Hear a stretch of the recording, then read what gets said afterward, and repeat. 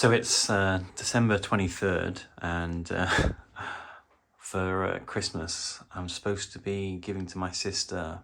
She's just got a food truck, and obviously she's going to be opening loads of boxes, and I didn't want her using the kitchen. I mean, she can do what I want, but you shouldn't use the kitchen knives to open the boxes. So I've bought her some old style Stanley knives, not like this, but the older style.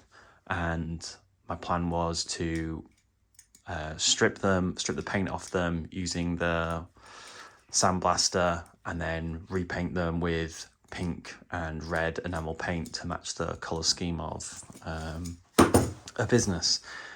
However, I've still not set up the what's it called, the air filter, the water filter for the compressed air, nor any of the inline things, nor any of the gun.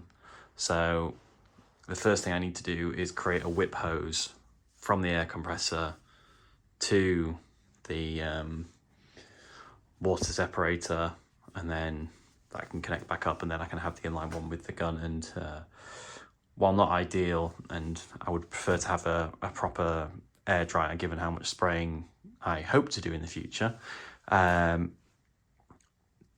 we'll see how it gets along.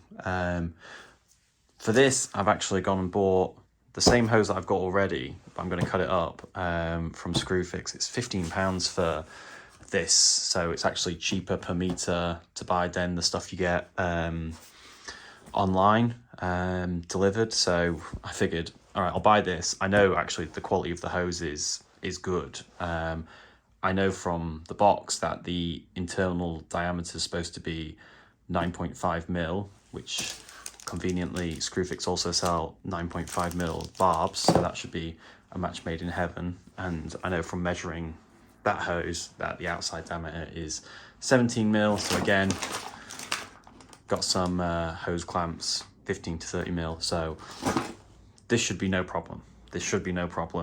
So if you want to make your own custom sized hoses from Screwfix parts, this is what you need.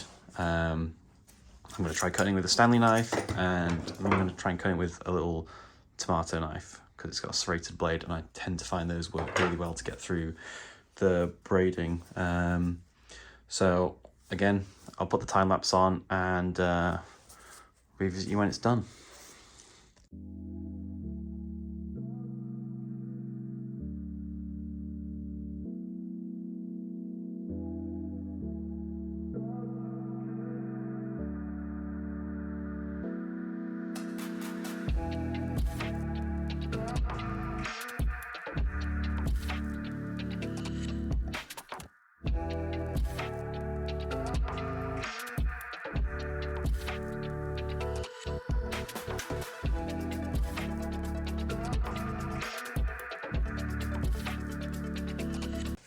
So I've got the cable all made up. It's not my neatest work with the Teflon tape showing. It's a bit like having your fly down in public. Don't like that. And then again, I would opt for probably a smaller size of hose clamp, even though it's within the stated tolerance or the stated range.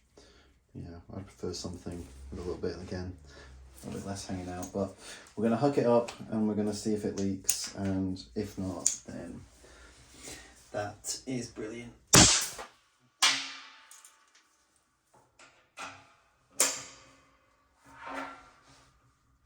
Nothing so far.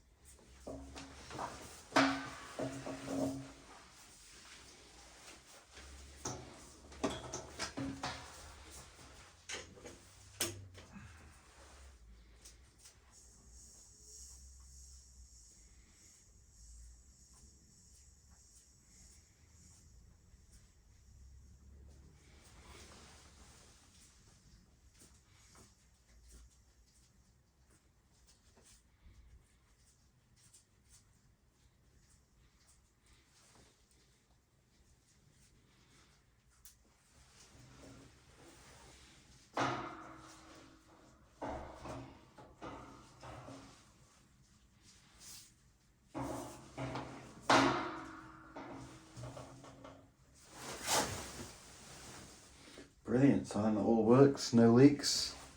Happy days. Now just to build some inline air filters. I'll probably add one to the, I've got some 90-degree elbows to add to the Sandblaster as well. Just see how much I can get done before I have to go pick up the tyres for the car, because Christmas is a great time for puncture. Happy days. Cool, let's get to it. Alright, so we're going to put the inline air filters onto the gun. These were like the cheapest, highly reviewed spray guns on Amazon. I don't like buying stuff on Amazon, but it is helpful to see the reviews, even if 90% of the people leaving the reviews have no clue what they're on about. But people said they work, which is good enough for now. I thought, you know, there's no point in buying a expensive gun if I've got no clue what I'm doing. And if I did that, then I wouldn't be able to blame the gun for when it looks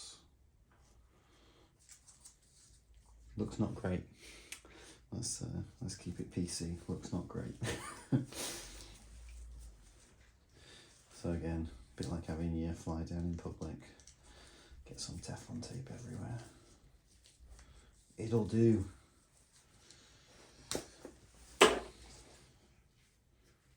We're building it, not buying it. We're building it to gift it. That probably means we should take more pride in our work then at any point. But I've got to get stuff done, and I don't think this is a critical part. Screwed on the whole way. Never like it when it does that. Right, prefer it to finish a bit short.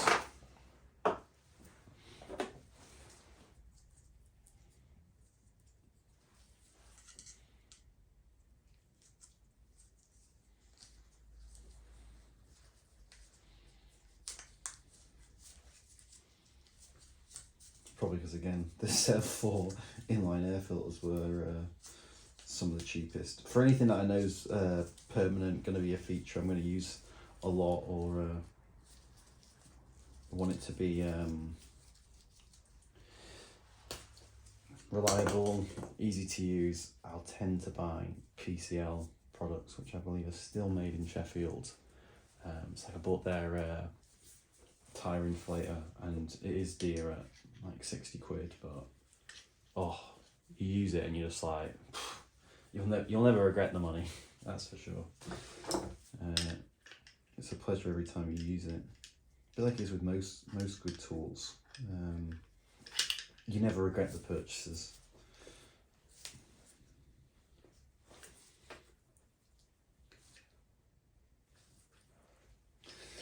Okay. So there you go, that's all set up. Now I'm just going to try and add one, because I've got one female to female thread coupling, so I should be able to add one of these inline air filters to the right angle joint that I'm going to add to the sandblasting cabinet.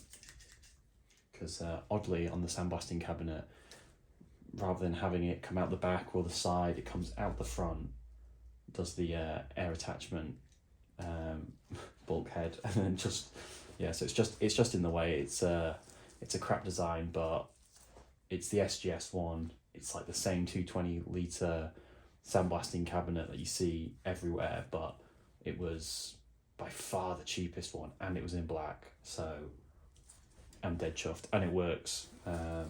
So can't really complain about having to drop 5 quid on a set of right angle brackets, can you? So we're at the sandblasting cabinet now. I've found the 90-degree fittings. Let's get this fitted. I'm sure this will be a faff, because obviously these are only going to seal when they're tight, and when they're tight is going to depend on where the threads are at with both these fittings, which will probably mean having to rotate the bulkhead one and retighten it. We'll see, we'll just have to see. But I'm hoping it won't be too painful, but you can see what a stupid placement that is. Anywhere would have been better. The back would have been perfect. I mean, like, you've got a side port for a filter, you've got a back port for your vacuum, and you've got a front port for the air inlet. I mean, like, couldn't they have all just gone on the back, you know? Anyway, enough moaning.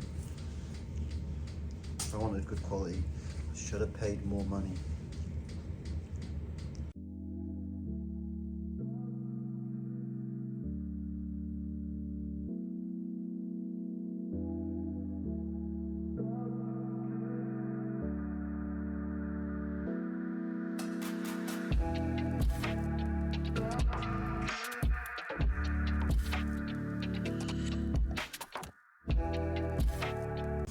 So I've got that all set up now, so let's just plug up the air supply and see if it leaks.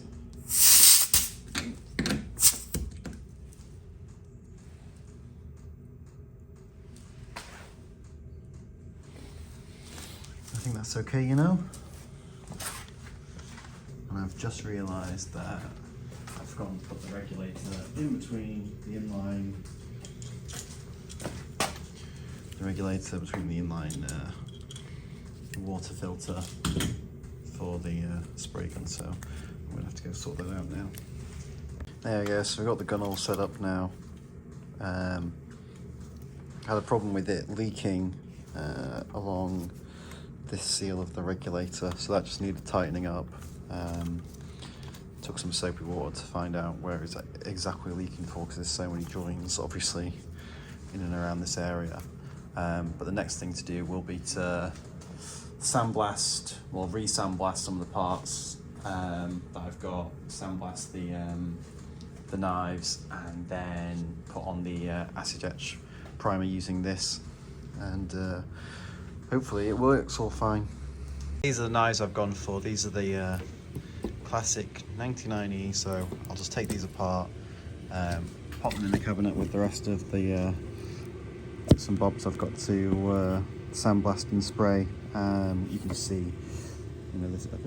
Oh, that's not surface rust. That's just grit. There is surface rust on a few of them. They're just sat for too many weeks in the cold garage. But regardless, we'll get these sorted up and get it all done.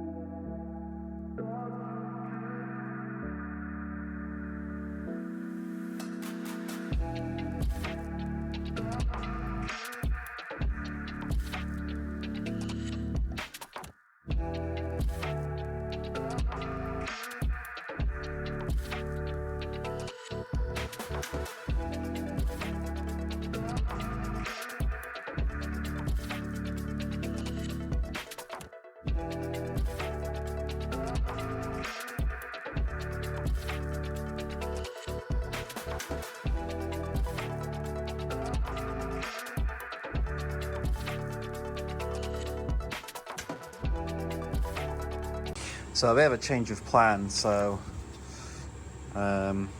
credit to Stanley on this. I thought I was getting somewhere, and then I realized that actually I was just scoring up the surface, and then this lower, well, you can see it there, it took a while to get the paint to actually start coming off, and it was tough going. It's just not going to be practical to sandblast basically 4 halves to make the 2 knives.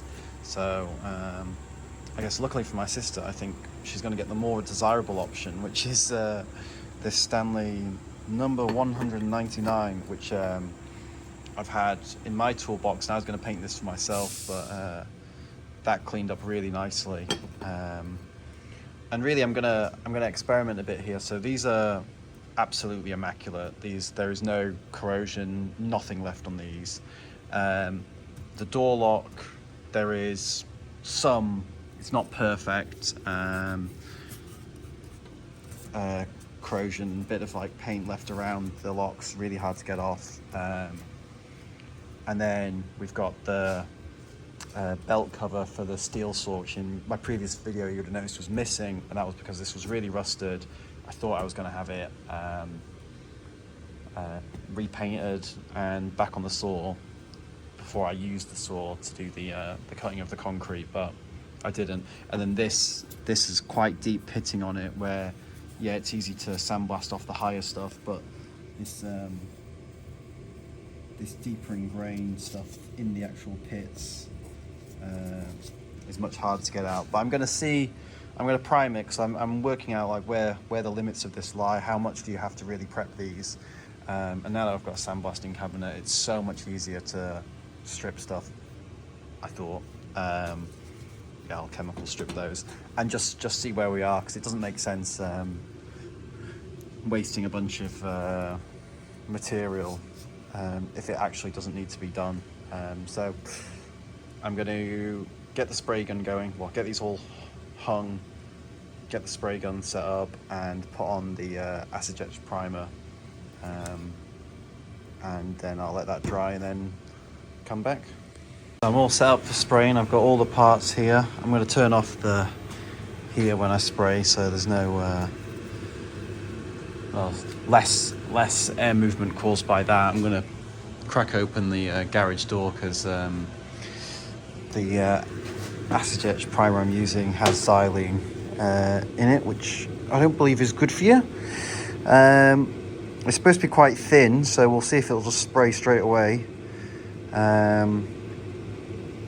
Had really good reviews, so we'll see. I'm obviously not going to need that much, but I'll probably fill the bowl for the spray gun about halfway, and then in the excess I'll pour back. I'm just going to I was planning on holding it out with my arm, but maybe that won't give me that much control. But I'm going to have to rotate the parts anyway, so we'll see. Maybe I could rig something. But yeah, I'm going to get these all hung some way for me to spray them in front of this guy, and then we'll get to it. Okay, we've settled on the system, so I've hung this beam out here so it's not too close, because I don't know how much the air is going to cause this to swing, and then I've made it so I've got at least this little diamond pit so I can twist it a little bit easier. But I'm going to go and load up the gun now and give it a go. I'm going to spray it 20 psi to start with, and then just see how we go. So I'm starting with the least promising parts, and then work our way up.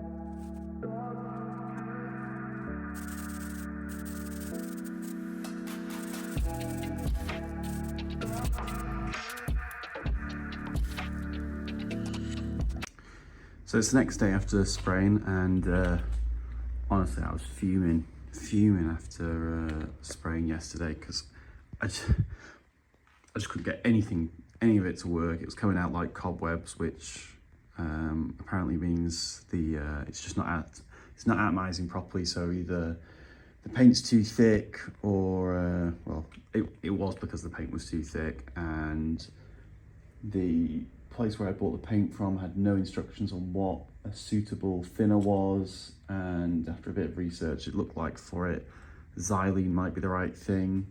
But by that point, I started spraying. I didn't have any xylene to work with, so I persisted, and you know, actually, it's been quite forgiving, and it's laid out quite flat and quite even, despite difficulties.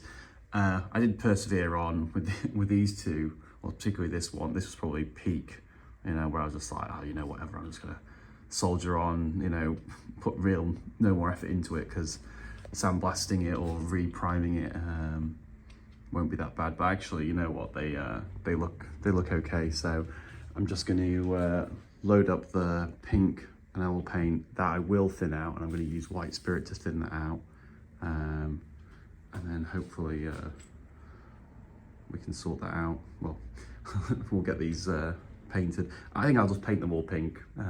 Why not? It's what's it called? Christmas Eve, and I've got a cheesecake to make. I've wrapped no presents. I've not finished one present, so yeah, let's get going.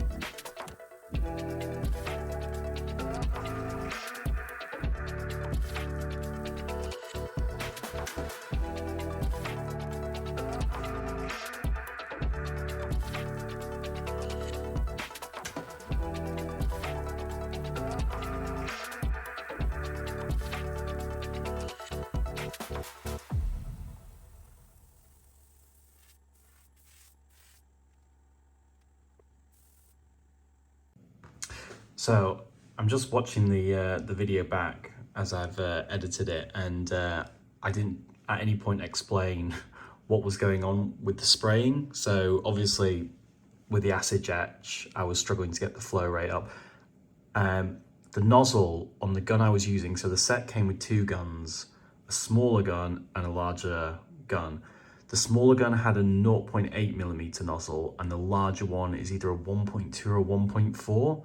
Now, I think what I've come to realize is the smaller gun it's really there as for very light work, not necessarily small work, but light work. So, you know, blending, almost like airbrushing stuff. The larger gun is really what I should have used to do this. So in the video, when you see me just spraying the plastic tarp that I put up, I'm just trying to get the flow rate up and playing with all the settings, like seeing how it adjusts the fan, seeing how it adjusts the atomizing.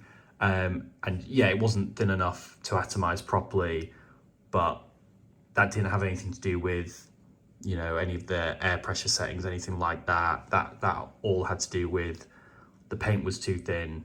Sorry, the paint was too thick. It was too cold, and the nozzle on the gun was too small as well. So those were things, and that's why it basically took me, you know, 10 minutes to paint, you know, one of these, because the paint was going on so thin. But what I will say is the paint is so forgiving. It's not like using a spray can. It's not like using a brush. It's so much more forgiving. So that's why I spent so much time setting up at the start. And yeah, so that wasn't explained. So I'll send you back to the video now. So this is how the paint's come out in the end. It's taken about 7 days for it to fully dry. So actually the knife is with my sister drying. So the reason it's taken so long is, well, one, it's cold. Two, thinning it with white spirit apparently always leads to the curing time of enamel just taking a bit longer. The smudges and stuff you see on here it's the silicone grease I've used when I've assembled this, but it looked brilliant before. Actually, I can show you the part of the steel saw. So here's the part of the steel saw. It's got that nice hammered finish to it. That's not the paint, that is the finish of the metal underneath. So yeah, I'm delighted with how that's come out, and it feels rock solid to the touch, does this paint. I'm sure it's going to hold up really nicely. So I'll fit that, and then I'm sure you'll see that in a future video when I'm probably putting in some Acos or something. But yeah, so the paint's worked fine, even though all the settings were still wrong. It was really frustrating.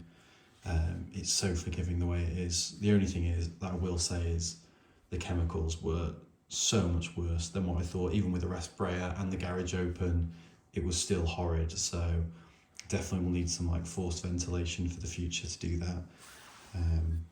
But that's okay, because that's just another project to do, so we'll enjoy that. So there we go. So the painting's been a success. No problem with the water. The air compressor was fine for it, more than fine. So yeah, I wouldn't have any reservations about working with that equipment again.